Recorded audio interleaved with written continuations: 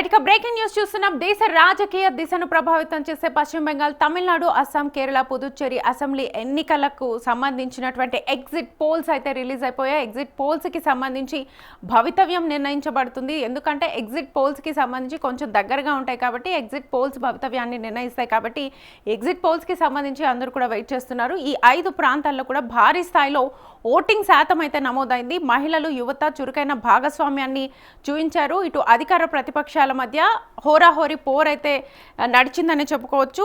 అయితే జాతీయ ప్రాంతీయ సర్వే సంస్థలు విశ్లేషణలు బట్టి ఎగ్జిట్ పోల్స్ నిర్ణయించబడతాయి. అయితే ఎగ్జిట్ పోల్స్ కన్నా ముందే ఈసారి ఎలక్షన్స్కి సంబంధించి 5 రాష్ట్రాల్లో ఎక్కడెక్కడైతే ఎలక్షన్స్ జరిగాయో అక్కడ ఓటింగ్ శాతం అయితే చాలా ఎక్కువగా జరిగింది. ప్రజల భాగస్వామ్యం ఎక్కువగా పార్టిసిపేట్ చేశారు ఈ ఓటింగ్ పర్సంటేజ్లో. ఎందుకంటే టైం అయిపోతున్న కొద్దీ ఇంకా క్యూ లైన్లు వేచి ఉన్న సిచ్యువేషన్ కనిపిస్తుంది. లాస్ట్ మినిట్ వరకు కూడా ఓటు వేసిన సందర్భాలు ఉన్నాయి. ఇంతకు ముందు జరిగిన ఎన్నికలతో పోలిస్తే ఈసారి ప్రజల భాగస్వామ్యం ఎక్కువగా ఉందని చెప్పేసి కూడా సర్వేలు చెప్తూ ఉన్నాయి. సో ఈ నేపథ్యంలో ఒక్కొక్క రాష్ట్రానికి సంబంధించి మనము పోలింగ్ శాతం కనుక చూస్తే అస్సాం 85%, పాండిచ్చేరిలో 89% పైగా పోలింగ్ నమోదైంది. సో తమిళనాడులో అయితే 82%కి పైగా, అంటే 234 నియోజకవర్గాలు ఉంటే వాళ్ళలో లాస్ట్ మినిట్ వరకు కూడా బారులు తీరి ఈసారి ఓటు వేశారు. సో ఈ నేపథ్యంలో ఇందులో మొత్తానికైతే అన్ని రాష్ట్రాలకు సంబంధించి మహిళలు ఎక్కువగా పార్టిసిపేట్ చేయడం ఇందులో ఎక్కువగా కనిపిస్తుంది. సో రాజకీయ వర్గాల్లో కూడా ఎగ్జిట్ పోల్స్ ఎలా ఉండబోతున్నాయి అనేది కొంచెం ఉత్కంఠ రేపే అంశమే అని మనకు చెప్పుకోవచ్చు. సో ఈ ఎన్నికల ఫలితాల మీద ఓటర్ల నాడిని ప్రతిబింబించే ఎగ్జిట్ పోల్స్ అంచనాలు ఇప్పుడు రిలీజ్ అయిపోయాయి. 5 ప్రాంతాల్లో పోలింగ్ ప్రక్రియ ముగిసిన వెంటనే ఆల్మోస్ట్ వివిధ జాతీయ ప్రాంతీయ సర్వే సంస్థలు వాళ్ళ విశ్లేషణను ముందుంచాయి. సో ఓట్ల లెక్కింపుకు ముందే ఓటర్ల మనోభావాలు ఎలా ఉన్నాయి అనే అంశంపై ప్రాథమికంగా నిర్ధారించేవి ఈ ఎగ్జిట్ పోల్స్. సో ఈసారి ఎన్నికల్లో ఇంతకుముందు మనం మాట్లాడుకున్నట్టుగా ప్రజల భాగస్వామ్యం చాలా ఎక్కువగా ఉంది అని మనం చెప్పుకోవచ్చు. సో మొత్తానికైతే ఎగ్జిట్ పోల్స్ అయితే రిలీజ్ అయిపోయాయి. ఒక్కొక్క రాష్ట్రానికి సంబంధించి ఎవరెవరికి ఎక్కువగా సీట్లు రాబోతున్నాయి అనేది మనం ఒక్కొక్కసారి డీటెయిల్గా చూద్దాం. అండ్ ఫస్ట్ తమిళనాడుకు వెళ్దాం. రైట్ ఇక మనం తమిళనాడు ఎగ్జిట్ పోల్స్కి సంబంధించి ఒక ఆసక్తికరమైన ఘటనను అయితే మనం చూడొచ్చు. తమిళనాడులో ఈసారి నియోజకవర్గాల్ని ప్రభావితం చేసే హాట్ సీట్లుగా చాలా మారాయి. సో ఈసారి టీవీకే పార్టీ కూడా బరిలోకి దిగింది కాబట్టి కొన్ని ఇంట్రెస్టింగ్ విషయాలు కూడా అక్కడ జరిగాయి. సో దీనికి సంబంధించి ఎగ్జిట్ పోల్స్ అయితే ప్రస్తుతం రిలీజ్ అయిపోయాయి. సో దీనికి సంబంధించి డిఎంకే పార్టీకి 43% ఎగ్జిట్ పోల్స్లో మనకు కనిపిస్తుంది. ఏఐడిఎంకేకి 35%, అండ్ ప్రధానంగా ఈసారి టీవీకే పార్టీకి 14%. సో 14% ఓటింగ్ శాతం అయితే నమోదైంది. సో ఈ అదర్స్ కూడా 8% ఉన్నాయి. సో ఈ తమిళనాడు ఎన్నికలు కొంచెం రసవత్తరంగా మారాయి. ఎక్కడ చూసినా కూడా లాస్ట్ మినిట్ వరకు ప్రజలు ఓటేశారు. సో ఈ నేపథ్యంలో విజయ్ కూడా ఈసారి చాలా పాజిటివ్గా ఉన్నారు. ఇటు ఎంకే స్టాలిన్కి కొలత్తూరు ప్రతిష్టాత్మకంగా మారింది. ఎప్పాడికి పళనిస్వామికి సొంత నియోజకవర్గం కాబట్టి ఎలప్పాడి సో కీలకంగా నిలిచింది. సో కోయంబత్తూరు, మదురై సెంట్రల్ ఇలాంటి పట్టణాల్లో హోరాహోరీ పోరైతే కనిపిస్తుంది. సేలంలో ఏఐడిఎంకే బలాన్ని ఇటు డిఎంకే కూడా సవాల్ చేస్తున్నట్టుగా మనకు తెలుస్తోంది. సో తిరుచారుపల్లిలో వెస్ట్ సింగ్ సీట్గా మారితే చెన్నై సెంట్రల్ పట్టణ ఓటర్ల మూడును ఇది పరీక్షించనుంది అని కూడా మనకు చెప్తున్నారు.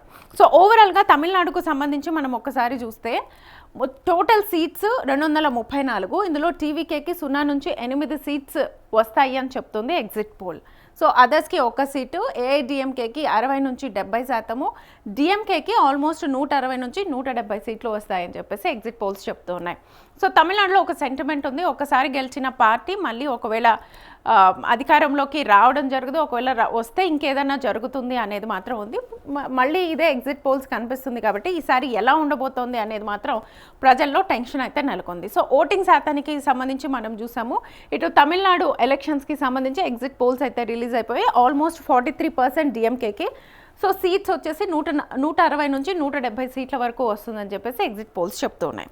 సో తర్వాతది చూద్దాం మనం పశ్చిమ బెంగాల్. ఇటు పశ్చిమ బెంగాల్లో మనం ఎగ్జిట్ పోల్స్కి సంబంధించి దీదీ అయితే ఎంత పవర్ఫుల్గా ఉన్నారో మనందరికీ తెలిసిందే. సో దీదీకి సంబంధించి ఇటు పశ్చిమ బెంగాల్లో ఎలా ఉంది అనేది ఒకసారి చూద్దాం. రైట్ ఇక పశ్చిమ బెంగాల్ రాష్ట్రంలో ఎన్నికల ప్రక్రియ 2 విడతల్లో నిర్వహించారు. మొదటి విడతలో 90% పైగా పోలింగ్ నమోదయ్యి ఇటు రాజకీయ వర్గాలను కూడా ఆశ్చర్యపరిచింది. సో ఈ నేపథ్యంలో వెస్ట్ బెంగాల్లో టీఎంసీకి 45 నుంచి 46% ఎగ్జిట్ పోల్స్లో మనకు ఓట్ షేర్ వచ్చేసింది. సో బీజేపీకి 41 నుంచి 42%. సో అదర్స్ చూస్తే మనకు 12 నుంచి 13%. సో ఇక్కడ మనకి బీజేపీకి టీఎంసీ పార్టీకి రెండింటికి మధ్యలో కొంచెం పోటాపోటీ వాతావరణం, కొంచెం దగ్గరగా వచ్చే పర్సంటేజ్ కూడా ఓట్ షేర్ కూడా కొంచెం దగ్గరగా వచ్చింది కాబట్టి కొంచెం దగ్గరగా పోటీ పడే అవకాశం మనకు కనిపిస్తోంది. సో ఇక్కడ మనం చూడొచ్చు టీఎంసీ పార్టీకి 172 నుంచి 178 టోటల్ సీట్స్ మనం ఒకసారి చూస్తే 294. ఇందులో మనకి టీఎంసీ పార్టీకి 172 నుంచి 178, అదర్స్కి 3 నుంచి 7, బీజేపీకి 102 నుంచి 113. సో ఆల్మోస్ట్ కొంచెం దగ్గరగా ఉంది. సో అన్ని విషయాల్లో కూడా ఎగ్జిట్ పోల్స్ నిజం కాకపోవచ్చు, కానీ కొన్ని విషయాల్లో నిజం అవ్వచ్చు. మే నాట్ బి అనేది మనం తెలుసుకోవచ్చు. కానీ ఎగ్జిట్ పోల్స్ ఆల్మోస్ట్ కొన్ని విషయాల్లో నిజమైన సందర్భాలు కూడా ఉన్నాయి. కాబట్టి ఇటు పశ్చిమ బెంగాల్కి మనం చూస్తే almost 45 to 46, 41 to 42 BJP TMC పార్టీకి మధ్య కొంచెం పోటాపోటీగా వాతావరణం ఉంది అని చెప్పుకోవచ్చు. సో తర్వాతది చూస్తే మనం అస్సాం విషయానికి వస్తే అస్సాం ఎగ్జిట్ పోల్ కూడా మనం చూద్దాం ఒకసారి.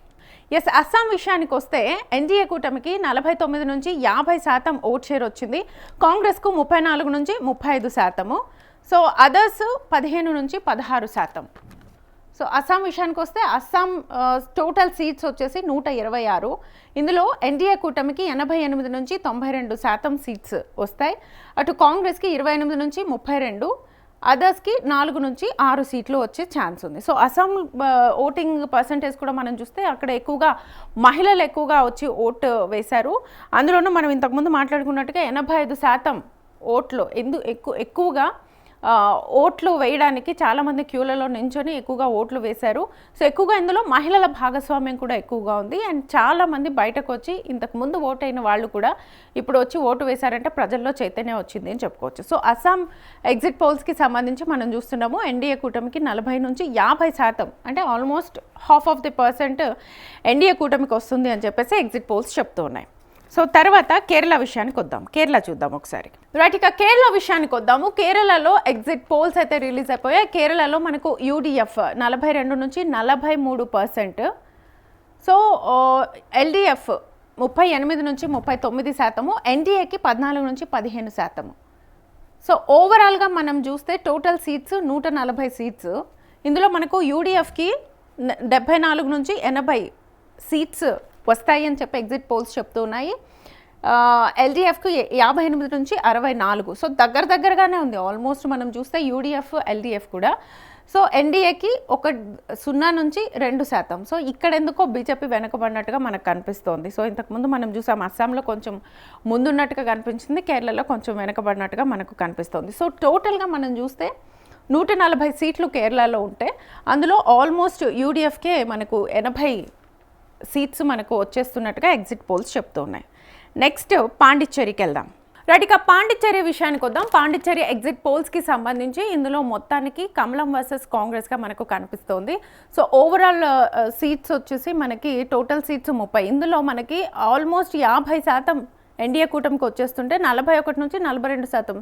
టోటల్గా దగ్గరగా మనకి ఈ రెండు పార్టీలు పోటాపోటీగా నిలిచిన సిచ్యువేషన్ కనిపిస్తోంది. అదర్స్కి 7 నుంచి 8% కనిపిస్తుంది. సో టోటల్ సీట్స్ మనకి 30 సీట్స్ ఉంటే ఎన్డీఏ కూటమికి 15 నుంచి 20, ఇటు కాంగ్రెస్కి 10 నుంచి 13. సో దగ్గరగా ఉన్నట్టుగా మనకు కనిపిస్తుంది. సో ఎగ్జిట్ పోల్స్ ఫైనల్ కాదు, కానీ బట్ దగ్గరగా ఓవరాల్గా ఎలా ఉంటుంది అనేది మాత్రం మనకి తెలుస్తుంది. కాబట్టి ఇందులో మనకు ఇటు బీజేపీ వర్సెస్ కాంగ్రెస్గా ఇది నిలవబోతోంది. సో ఓవరాల్గా 5 రాష్ట్రాల ఎన్నికలకు సంబంధించి మనం చూస్తే కనుక మహిళల ఓటు పర్సంటేజ్ ఎక్కువగా ఉంది అండ్ ఎక్కువగా ప్రజల భాగస్వామ్యం ఉంది.